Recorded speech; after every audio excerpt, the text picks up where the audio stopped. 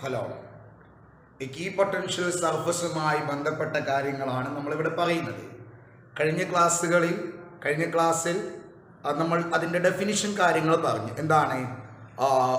ഒരു സർഫസിൽ എല്ലാ പോയിന്റിലും പൊട്ടൻഷ്യൽ സെയിം ആണെങ്കിൽ അത്തരം സർഫസുകളാണ് ഈ പൊട്ടൻഷ്യൽ സർഫസസ്. അതിന് 2, 3, 4 എക്സാമ്പിളുകൾ നമ്മൾ പറഞ്ഞു. അങ്ങനെ എക്സാമ്പിളുകൾ പറയുമ്പോൾ അവിടെ ചില ക്വസ്റ്റ്യനുകൾ ബാക്കി വെച്ചിട്ടാണ് നമ്മൾ വന്നത്, അല്ലേ? അപ്പോൾ അത് ഒന്നുകൂടി കാണുക, ആ വീഡിയോ ഒന്നുകൂടി കാണുക. ഇനി ആ ഈ പൊട്ടൻഷ്യൽ സർഫസുകളുടെ പ്രോപ്പർട്ടീസ് ആണ് നമുക്ക് പറയാനുള്ളത്. പ്രോപ്പർട്ടീസ് ഓഫ് ഈ പൊട്ടൻഷ്യൽ സർഫസസ്. അത് നമുക്ക് ഓരോന്നും എക്സ്പ്ലെയിൻ ചെയ്ത് അങ്ങനെ പറയാം. ഡയറക്റ്റ് ആയിട്ട് പറയുന്നതിന് പകരം എക്സ്പ്ലെയിൻ ചെയ്ത് പറയാം. എന്താ? ഓക്കെ അല്ലേ? അപ്പോൾ ഒന്നാമത്തെ പ്രോപ്പർട്ടി, കുഞ്ഞുമക്കളെ, ഈ പൊട്ടൻഷ്യൽ സർഫസുകളുടെ ഒന്നാമത്തെ പ്രോപ്പർട്ടി ഞാൻ ഓരോ പ്രോപ്പർട്ടി ആയിട്ട് പറയാം. ഞാനത് ഓരോ പ്രോപ്പർട്ടി കഴിയുമ്പോൾ അതവിടെ മായ്ക്കും കേട്ടോ, അതുകൊണ്ട് ശ്രദ്ധിച്ചോണം. എടാ, യൂണിഫോം ഇലക്ട്രിക് ഫീൽഡിന്റെ കേസിൽ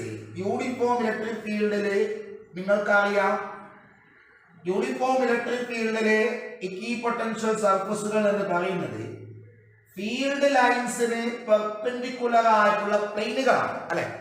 ഫീൽഡ് ലൈൻസ്, യൂണിഫോം ഇലക്ട്രിക് ഫീൽഡിലെ ഫീൽഡ് ലൈൻസ് പരസ്പരം പാരലൽ ആണ്, ഈക്വലി സ്പേസിൽ പാരലൽ ലൈൻസ് ആണ്. ഓക്കെ, അപ്പൊ അവിടുത്തെ ഈ പൊട്ടൻഷ്യൽ സർഫസുകൾ എന്ന് പറയുന്നത് എന്താണ്? പ്ലെയിനുകളാണ്, അല്ലെ? പ്ലെയിൻ സർഫസുകളാണ്. അത് നിങ്ങൾക്ക് അറിയാം. അപ്പൊ ഞാൻ ഇത് വായിക്കുന്നു. ഇപ്പൊ തൽക്കാലം നമുക്ക് ഇത് ആവശ്യമില്ല, ഫീൽഡ് ലൈൻസ് കാണിക്കേണ്ട ആവശ്യമില്ല. സോ ഫീൽഡ് ലൈൻസ് ഞാൻ വായിക്കാണ്.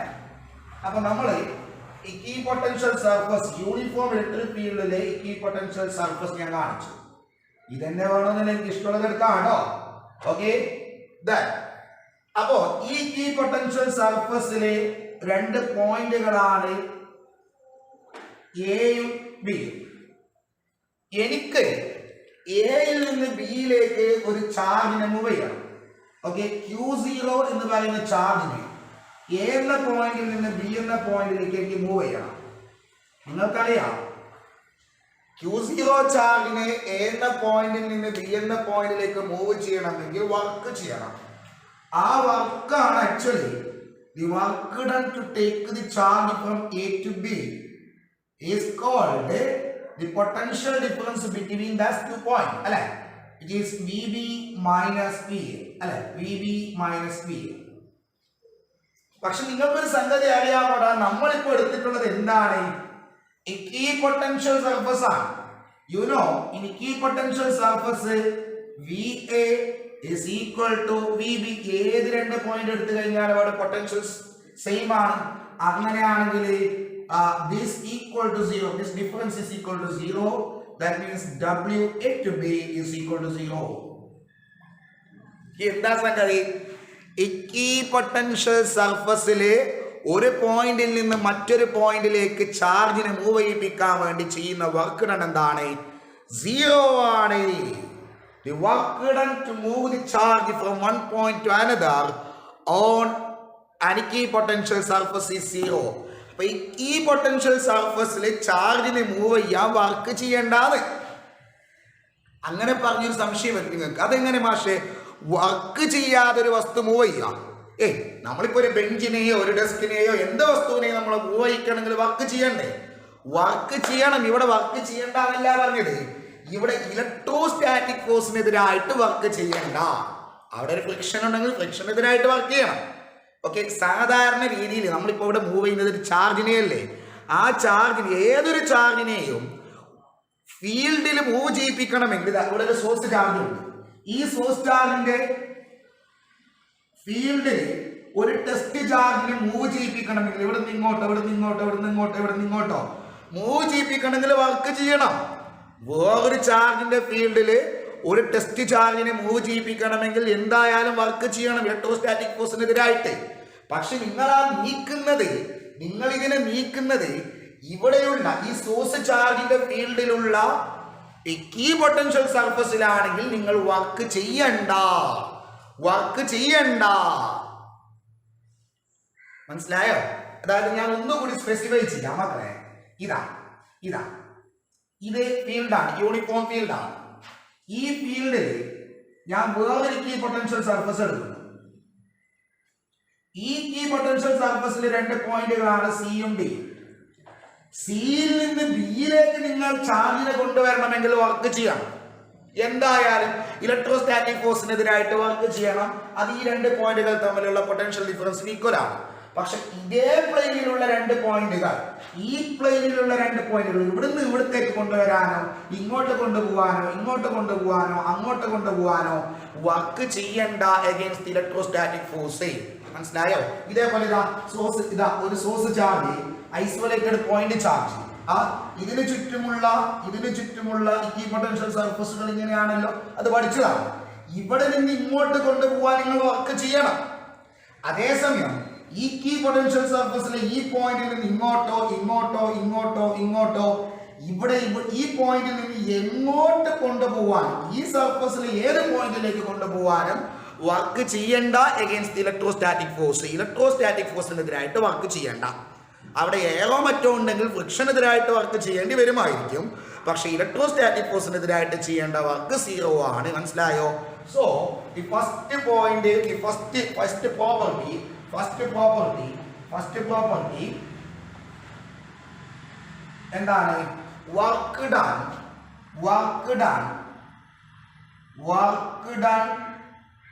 to move a charge, from one point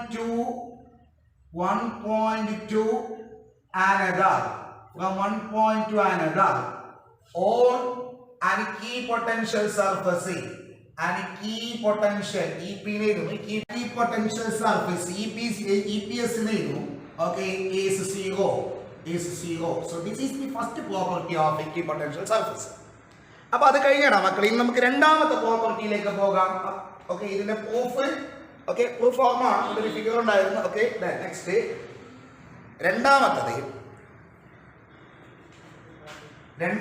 property. നോക്കടാ മക്കളെ, ഇതാ നമ്മളാ മുമ്പ് പഠിച്ച കീ പൊട്ടൻഷ്യൽ സർഫസുകൾ വെച്ചിട്ട് തന്നെ നമുക്ക് ആ പ്രോപ്പർട്ടി പറയാം. ഇതാ യൂണിഫോം ഇലക്ട്രിക് ഫീൽഡിലുള്ള ഈ കീ പൊട്ടൻഷ്യൽ സർഫസ്. ഈ കീ പൊട്ടൻഷ്യൽ സർഫസിലെ ഇലക്ട്രിക് ഫീൽഡ് ലൈൻസ് എങ്ങനെയാണ് പാസ് ചെയ്യുന്നത് നോക്കണം. ഇലക്ട്രിക് ഫീൽഡ് ലൈൻസ് എങ്ങനെയാണ് പാസ് ചെയ്യുന്നത്?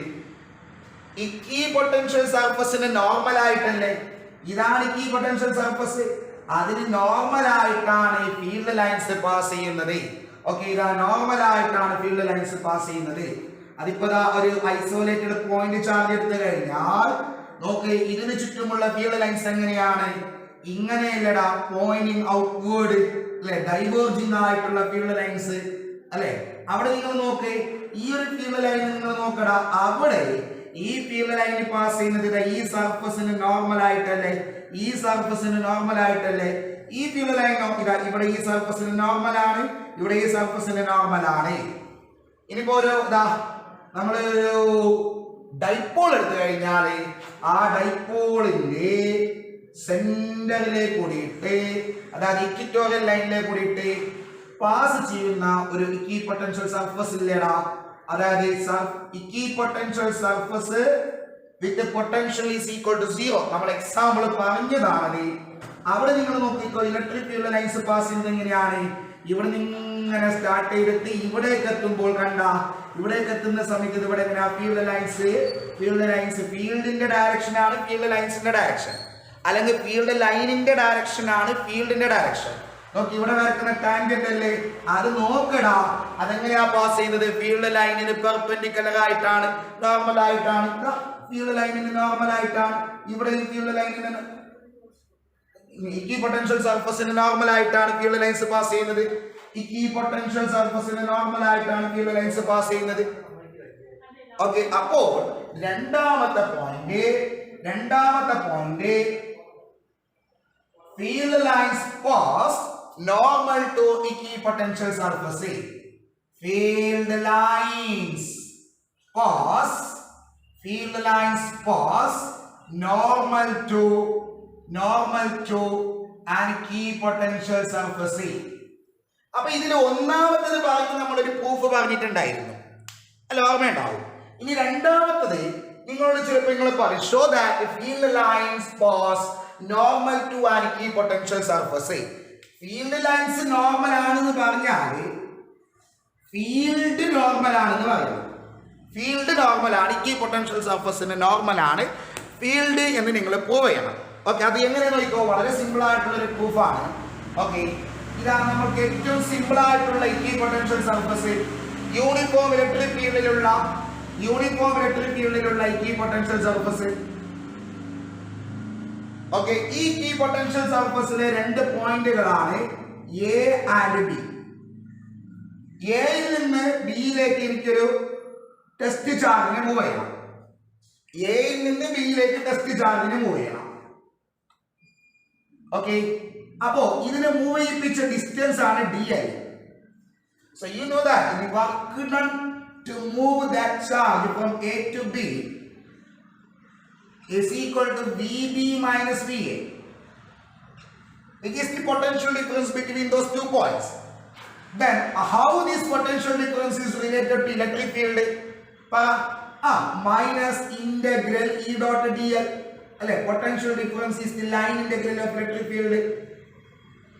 പക്ഷേ ഈ VB മൈനസ് VA എത്രയാണ്? നമ്മൾ നേരത്തെ പറഞ്ഞു ഇക്വിപൊട്ടൻഷ്യൽ സർഫസിലെ എയിൽ നിന്ന് ബിയിലേക്ക് ചാർജിനെ കൊണ്ടുപോകാനായിട്ട് വർക്ക് ചെയ്യേണ്ട പൊട്ടൻഷ്യൽ ഡിഫറൻസ് 0 ആണ്. പൊട്ടൻഷ്യൽ 0 എന്നല്ല, ഇവിടെ പൊട്ടൻഷ്യൽ ഇല്ല എന്നല്ല, പൊട്ടൻഷ്യൽ ഡിഫറൻസ് 0 ആണ്. Okay, that means minus integral E dot dl is equal to 0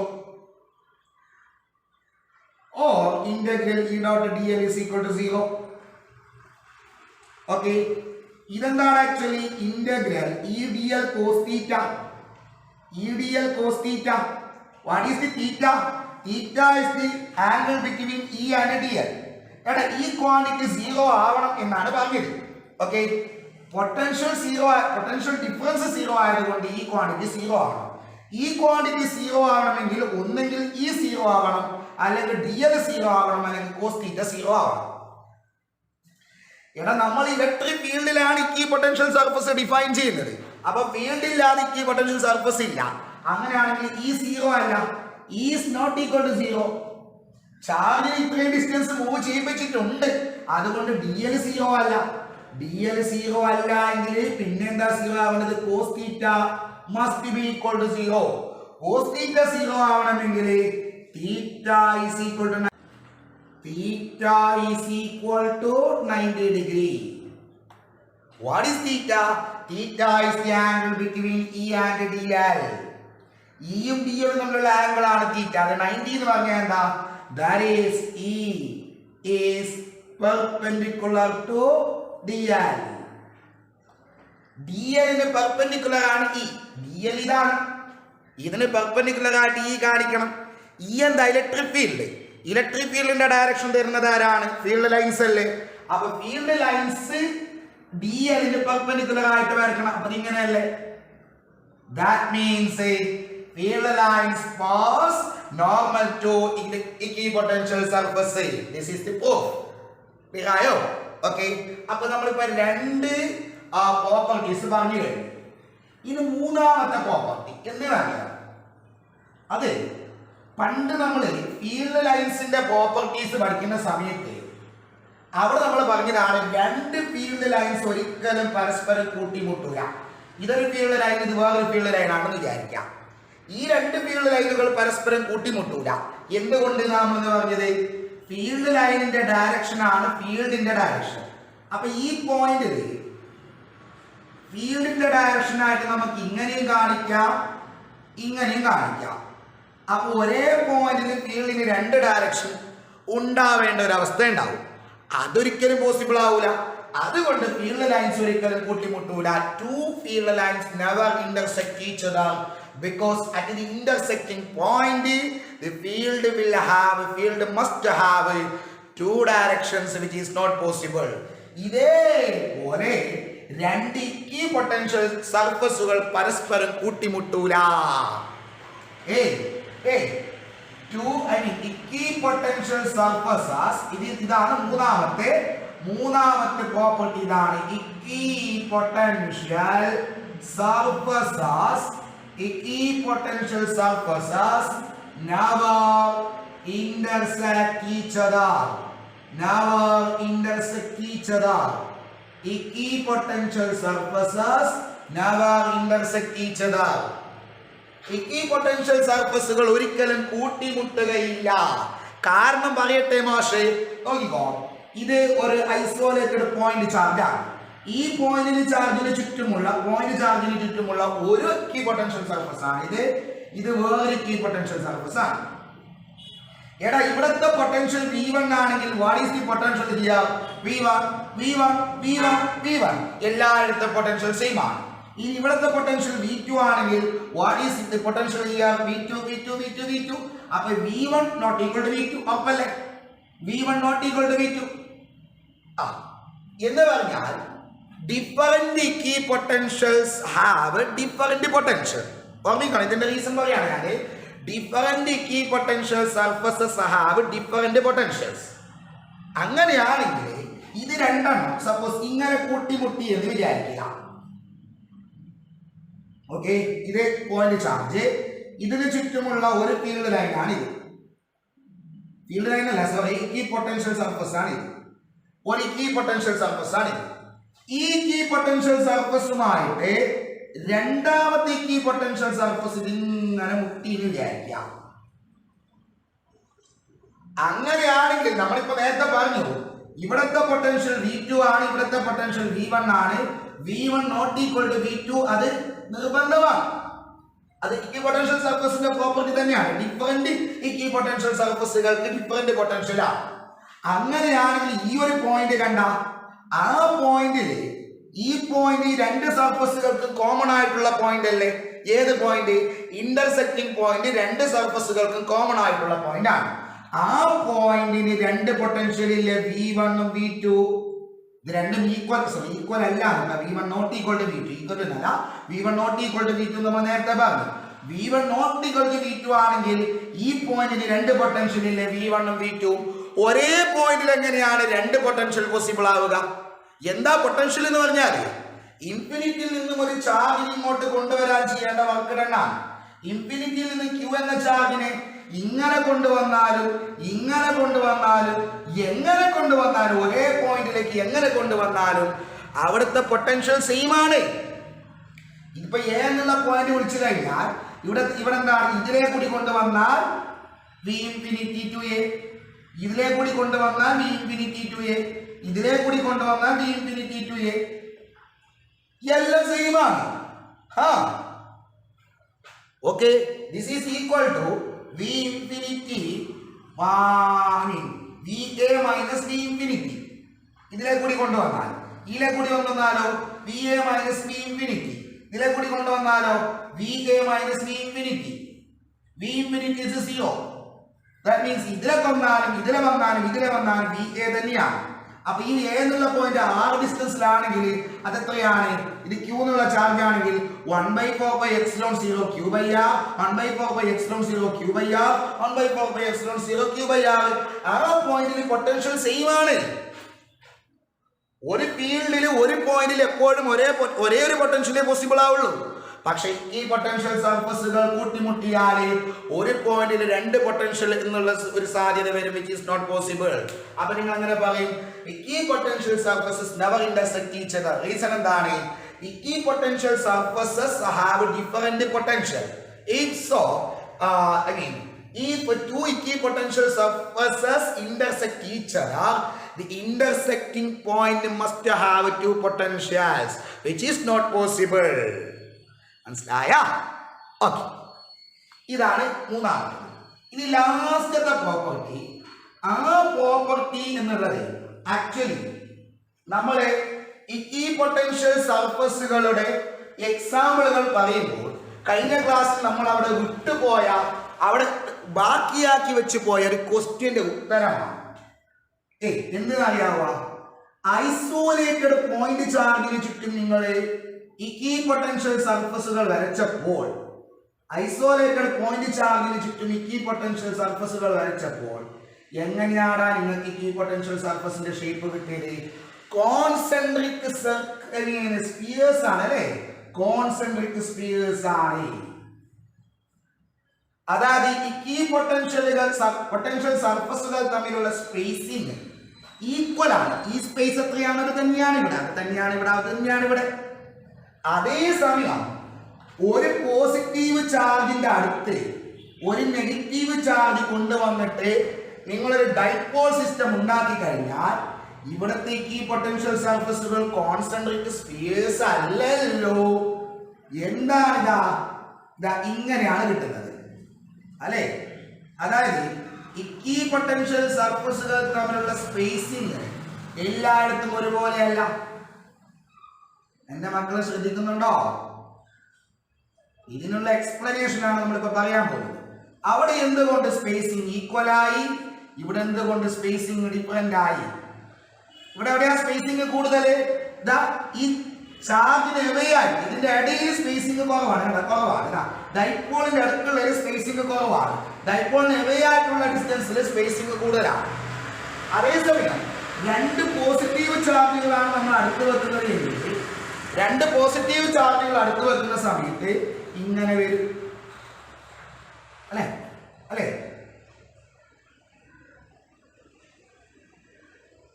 അപ്പൊ ഇവിടെയാണ് സ്പേസിംഗ് കൂടുതൽ, ഇവിടെ സ്പേസിംഗ് കുറവാണ്. എന്തുകൊണ്ട് അങ്ങനെ സംഭവിച്ചു? നമുക്കത് പറയേണ്ടടാ കുഞ്ഞുമക്കളെ. കേട്ടോ, ആ എക്സ്പ്ലനേഷൻ കേട്ടോ. ഇത് ഒന്നാമത്തെ ഈ പൊട്ടൻഷ്യൽ സർഫസ്, ഇത് രണ്ടാമത്തെ ഈ പൊട്ടൻഷ്യൽ സർഫസ്. ഇവിടത്തെ പൊട്ടൻഷ്യൽ V1, ഇവിടത്തെ പൊട്ടൻഷ്യൽ V2. അത് രണ്ടും ഈക്വൽ ആണോ? അല്ല. നമ്മൾ നേരത്തെ പറഞ്ഞു രണ്ട് ഈ പൊട്ടൻഷ്യൽ സർഫസുകളുടെ പൊട്ടൻഷ്യലുകൾ ഡിഫറെന്റ് ആയിരിക്കും. അങ്ങനെയാണെങ്കിൽ ഈ രണ്ട് പൊട്ടൻഷ്യലുകൾ തമ്മിലുള്ള ഡിഫറൻസിനെ ഇതിലേതാ വലിയ പൊട്ടൻഷ്യൽ? V1 ആണോ V2 ആണോ? സംശയം എന്താ? V1. എടാ potential 1/4πε0 Q/r. Potential is related to distance as 1/r. അപ്പൊ ഡിസ്റ്റൻസ് കുറവുള്ള, ഇതാണ് സോഴ്സ് ചാർജ്. ഡിസ്റ്റൻസ് കുറവുള്ള ഇവിടെ പൊട്ടൻഷ്യൽ കൂടുതലാണ്, ഡിസ്റ്റൻസ് കൂടുതലുള്ള അവിടെ പൊട്ടൻഷ്യൽ കുറവാണ്. അപ്പൊ ഈ രണ്ടെണ്ണം തമ്മിലുള്ള പൊട്ടൻഷ്യൽ ഡിഫറൻസ് നമുക്ക് dV എടുക്കാം. അപ്പൊ ഈ ഒരു പൊട്ടൻഷ്യൽ സർഫസിൽ നിന്ന് അവിടെയുള്ള ഈ പൊട്ടൻഷ്യൽ സർഫസിലേക്ക് മൂവ് ചെയ്തപ്പോൾ പൊട്ടൻഷ്യലിൽ dV ഡിഫറൻസ് ഉണ്ടായി. പൊട്ടൻഷ്യലിൽ ഉണ്ടായ ഡിഫറൻസ് dV ആണ്.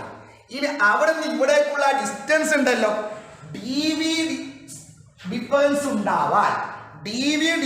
ഉണ്ടാവാൻ ട്രാവൽ ചെയ്ത ഡിസ്റ്റൻസ് ഉണ്ടല്ലോ, ആ ഡിസ്റ്റൻസ് dr ആണ്.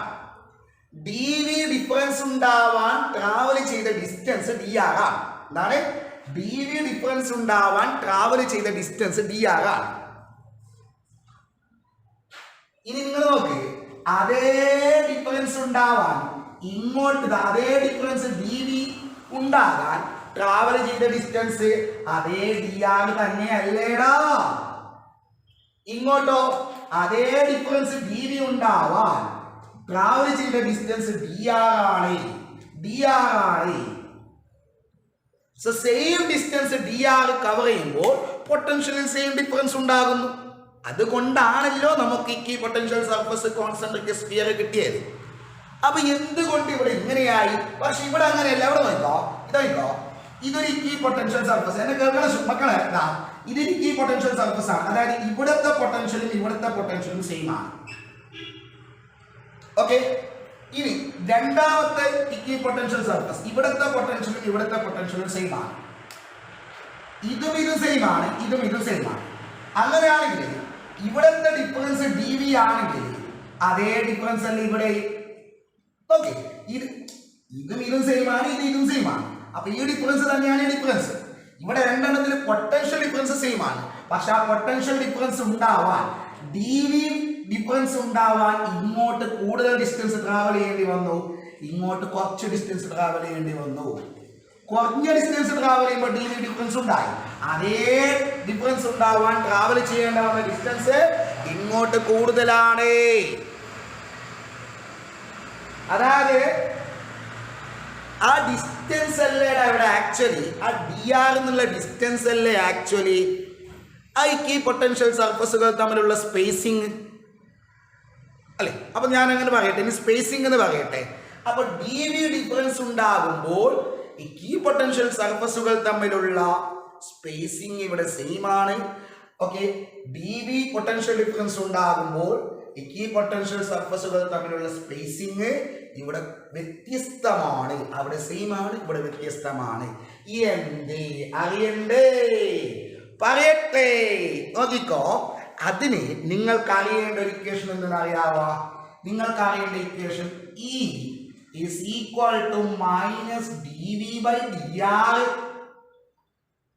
minus dv by dr. എന്താ dv? പൊട്ടൻഷ്യലിലുള്ള ഡിഫറൻസ്. എന്താണ് dr? ആ ഡിഫറൻസ് ഉണ്ടാവണമെങ്കിൽ ട്രാവൽ ചെയ്യേണ്ട ഡിസ്റ്റൻസ്, അതായത് ഇവിടെ ഇക്വി പൊട്ടൻഷ്യൽ സർഫസുകൾ തമ്മിലുള്ള spacing. Suppose for same dv potential difference same ആണ്. That means dv is constant. ഒരേ dv ഉണ്ടാവണം, പൊട്ടൻഷ്യലിൽ സെയിം വ്യത്യാസം ഉണ്ടാവണം. ഒന്നിൽ നിന്ന് മറ്റൊന്നിലേക്ക് പോകുമ്പോൾ പൊട്ടൻഷ്യലിൽ സെയിം ഡിഫറൻസ് ഉണ്ടാവണം. എങ്കിൽ ഈ equation എന്തായിടാ? E is proportional to 1/dr ആയി. ഇത് കോൺസ്റ്റന്റ്, അപ്പൊ E is proportional to 1/dr എന്നായില്ലേ? എന്താണ് ഈ എഴുതിന്റെ മീനിങ്? എന്താ ഈ എഴുതിന്റെ മീനിങ്? ഇത് ക്ലിയർ ആണല്ലോ, ഇത് ക്ലിയർ ആണല്ലോ. ഇത് കോൺസ്റ്റന്റ് ആയതുകൊണ്ട് E is proportional to 1/dr എന്ന് എഴുതാമല്ലോ. ഇനി എന്താണ് അതിന്റെ മീനിങ് നോക്കിക്കോ. dr എന്താ? ഇക്വി പൊട്ടൻഷ്യൽ സർഫസുകൾ തമ്മിലുള്ള സ്പേസിംഗ്.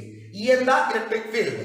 നിങ്ങൾ നോക്ക്, ഇലക്ട്രിക് ഫീൽഡ് കൂടുതലുള്ള സ്ഥലങ്ങളിൽ സ്പേസിംഗ് കുറവായിരിക്കും. ഓക്കെ, ഇലക്ട്രിക് ഫീൽഡ് കൂടുതലുള്ള സ്ഥലങ്ങളിൽ സ്പേസിംഗ് കുറവായിരിക്കും. ഇലക്ട്രിക് ഫീൽഡ് കുറവുള്ള സ്ഥലങ്ങളിൽ സ്പേസിംഗ് കൂടുതലായിരിക്കും.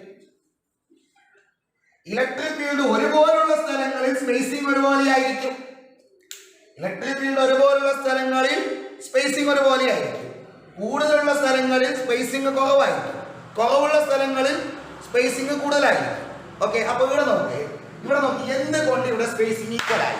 കാരണം ഇതാ, ഈ സോഴ്സ് ചാർജിൽ നിന്ന് ഒരേ ഡിസ്റ്റൻസിലുള്ള പോയിന്റുകളാണ് ഈ പറയപ്പെട്ടതെല്ലാം. ഒരേ ഡിസ്റ്റൻസിലുള്ള പോയിന്റുകളാണ്. എന്താണ് ഇവിടുത്തെ ഫീൽഡ്? 1/4πε0 q/r², 1/4πε0 q/r², 1/4πε0 q/r². ഒരേ ഡിസ്റ്റൻസിലുള്ള ഈ പോയിന്റിലെല്ലാം ഇലക്ട്രിക് ഫീൽഡ് സെയിം ആണ്. അതുകൊണ്ട് സെയിം പൊട്ടൻഷ്യൽ ഡിഫറൻസ് ഉണ്ടാവാൻ ഇലക്ട്രിക് ഫീൽഡ് സെയിം ആയിട്ടുള്ള ഈ പോയിന്റുകളിലേക്ക് സെയിം പൊട്ടൻഷ്യൽ ഡിഫറൻസ് ഉണ്ടാവാൻ ഒരേ ഡിസ്റ്റൻസ് ട്രാവൽ ചെയ്താൽ മതി. ഓക്കെ, അത് വലിയ സംഗതിയല്ല, നമുക്ക് അറിയാവുന്നത് തന്നെയാണ്. ഓക്കെ, ഇനി എന്താണ് ഇവിടുത്തെ കാര്യം? അപ്പൊ ഞാനിനി ഇത് വേറെ ചിത്രം വരച്ചിട്ട് ഒന്ന് സ്പെസിഫൈ എക്സ്പ്ലെയിൻ ചെയ്യാം. ഓക്കെ, ഇത് സംശയമില്ലല്ലോ.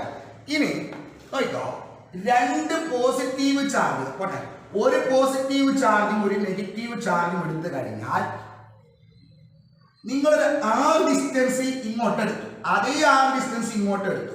ഇവിടുത്തെ ഫീൽഡ് അല്ല ഇവിടുത്തെ ഫീൽഡ്. ഇവിടെ എങ്ങനെയാ? ഇവിടെ ഒറ്റൊരു ചാർജ് എടുത്താൽ ഡിസ്റ്റൻസ് ഇങ്ങോട്ട് എടുത്താൽ അതേ ഡിസ്റ്റൻസിലുള്ള ഈ ഡിസ്റ്റൻസിലുള്ള ഫീൽഡ് തന്നെയാണ് ഈ ഡിസ്റ്റൻസിലെ ഫീൽഡ്. അതേ ഡിസ്റ്റൻസിൽ ഇങ്ങോട്ട് എടുത്താൽ ഇവിടെയും ഫീൽഡ് സെയിം ആണ്, ഇവിടെയും ഫീൽഡ് സെയിം ആണ്. ഇവിടെ അങ്ങനെയല്ല. ഇതാ, രണ്ട് ചാർജുകൾ എടുത്തു, പോസിറ്റീവും നെഗറ്റീവും ചാർജുകൾ നിങ്ങൾ എടുത്തു. ഇത് ഡിസ്റ്റൻസിലുള്ള രണ്ട് പോയിന്റുകൾ അവിടെ നിങ്ങൾ എടുത്തു. ഇവിടുത്തെ ഫീൽഡ് അല്ല ഇവിടുത്തെ ഫീൽഡ്. നമ്മൾ പഠിച്ചതാണ്, എങ്കിലും ഞാൻ മാഷ് ഒന്നുകൂടി പറഞ്ഞുതരാം. എന്താണ് ഫീൽഡ് എന്ന് പറഞ്ഞാല് ആ പോയിന്റിൽ ഒരു ടെസ്റ്റ് ചാർജ് വെച്ച് കഴിഞ്ഞാൽ ആ ടെസ്റ്റ് ചാർജിന് എക്സ്പീരിയൻസ് ചെയ്യുന്ന ഫോഴ്സ് അല്ലേടാ ഫീൽഡ് എന്ന് പറയുന്നത്.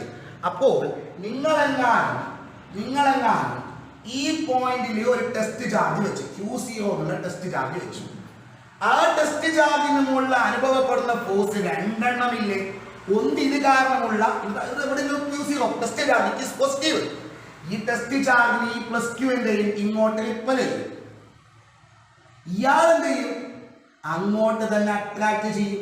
എന്ന് പറഞ്ഞ് ഇതിന്റെ മുകളിൽ രണ്ട് ഫോഴ്സ് ഉണ്ട്, ആ രണ്ട് ഫോഴ്സും ഒരേ ഡയറക്ഷനിലാണ്. ഇനി ഇതേ ഡിസ്റ്റൻസിലുള്ള ഒരു പോയിന്റ് ഇപ്പുറത്തെടുത്തു. ഇവിടെ Q0 വെച്ച് കഴിഞ്ഞാൽ ഈ Q0 ഇയാൾ ഇങ്ങോട്ട് റിപ്പൽ ചെയ്യും, അയാളോ അങ്ങോട്ട് അട്രാക്ട് ചെയ്യും. ഓക്കെ, ഇവിടെയും രണ്ട് ഫോഴ്സ് ഉണ്ട്, പക്ഷെ ആ രണ്ട് ഫോഴ്സ് ഓപ്പോസിറ്റ് ഡയറക്ഷനിലാണ്. എന്ന് പറഞ്ഞാൽ ഇവിടെ ഫോഴ്സ് കുറവാണ്. ഇവിടെ രണ്ട് ഫോഴ്സും ഒരേ ഡയറക്ഷനിലായതുകൊണ്ട് നെറ്റ് ഫോഴ്സ് കൂടുതലാണ്. ഫോഴ്സ് ആണ് ഫീൽഡ് എന്ന് പറഞ്ഞാൽ ഇവിടെ ഫീൽഡ് കുറവാണ്, ഇവിടെ ഫീൽഡ് കൂടുതലാണ്.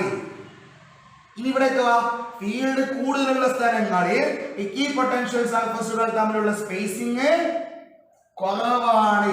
അപ്പൊ ഇവിടെയല്ലേ ഫീൽഡ് കൂടുതലേ, ഈ ഭാഗത്തല്ലേ ഫീൽഡ് കൂടുതലേ. അപ്പൊ അവിടെ ഇങ്ങനെ ഒരു ഇക്വിപൊട്ടൻഷ്യൽ സർഫസ് ഒന്നാമത്തെ വരച്ചാൽ രണ്ടാമത്തത് ഇങ്ങനെയായിരിക്കും. ഇവിടെ ഫീൽഡ് കുറവുള്ളത് കൊണ്ട് സ്പേസിങ് കൂടുതൽ. ഓക്കെ, ഇവിടെ ഫീൽഡ് കൂടുതലുള്ളത് കൊണ്ട് സ്പേസിങ് കുറവ്. അതേപോലെ ഇവിടെ. ഓക്കെ, അങ്ങനെയാണ് ഇങ്ങനെ വന്നത്. ഇനി നിങ്ങൾ രണ്ട് പോസിറ്റീവ് ചാർജ് എടുത്താലോ, രണ്ട് പോസിറ്റീവ് ചാർജ് എടുത്താലോ, നിങ്ങളെങ്ങാനും ഒരു ടെസ്റ്റ് ചാർജിനെ ഇവിടെ വെച്ച് കഴിഞ്ഞാൽ, ആ ഡിസ്റ്റൻസിൽ ഒരു ടെസ്റ്റ് ചാർജിനെ വെച്ച് കഴിഞ്ഞാൽ, ആ ടെസ്റ്റ് ചാർജിനെ ഇയാൾ അങ്ങോട്ട് റിപ്പൽ ചെയ്യും, ഇയാളോ ഇങ്ങോട്ട് റിപ്പൽ ചെയ്യും എന്ന് പറഞ്ഞാൽ രണ്ട് ഫോഴ്സ് ഉണ്ട്, രണ്ട് ഓപ്പോസിറ്റ് ഡയറക്ഷനിൽ. ഇവിടെ വെച്ചാലോ ഇതിന് ഇയാൾ ഇങ്ങോട്ട് റിപ്പൽ ചെയ്യും, അയാൾ അതും ഇങ്ങോട്ട് തന്നെ റിപ്പൽ ചെയ്യും. രണ്ട് ഫോഴ്സ് ഉണ്ട്, രണ്ട് ഫോഴ്സും ഒരേ ഡയറക്ഷനിൽ എന്ന് പറഞ്ഞാൽ ഇവിടെ ഫോഴ്സ് കൂടുതലാണ്, ഇവിടെ ഫോഴ്സ് കുറവാണ്. അല്ല, ഓപ്പോസിറ്റ് ഡയറക്ഷനിൽ അയാൾ നെറ്റ് ഫോഴ്സ് കുറഞ്ഞു. അപ്പൊ ഇവിടെ ഫീൽഡോ, ഇവിടെ ഫീൽഡ് കൂടുതലാണ്, ഇവിടെ ഫീൽഡ് കുറവാണ്. ഫീൽഡ് കുറവുള്ള ഇവിടെ സ്പേസിംഗ് കൂടും. ഇക്വിപൊട്ടൻഷ്യൽ സർഫസുകൾ വരച്ചാൽ ആ സർഫസുകൾ തമ്മിലുള്ള സ്പേസിംഗ് ഇവിടെ കൂടുതലായിരിക്കും, ഇവിടെ കുറവായിരിക്കും. അങ്ങനെയാണ് നമുക്ക് ഇത് കിട്ടിയത്. ഇതാ